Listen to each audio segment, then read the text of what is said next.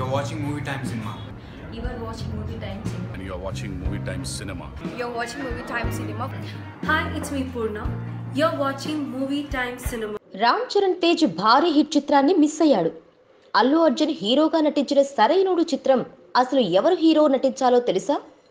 ఇంకెవరు, రామ్ చరణ్ తేజ్. మొదట ఈ చిత్ర కథ తీసుకొని చరణ్ని కలిశాడట దర్శకులు బోయపాటి శ్రీను. అయితే కథ చరణ్కు నచ్చింది, కానీ ఎక్కడో కొద్దిగా తేడా అనిపించిందట. దాంతో సారీ చెప్పడంతో ఆ కథ అల్లు అర్జున్కు చేరింది. ఇంకేముంది, ఊర మాస్ చిత్రం చేయాలని ఎప్పటినుండో అనుకుంటున్నాడు అల్లు అర్జున్.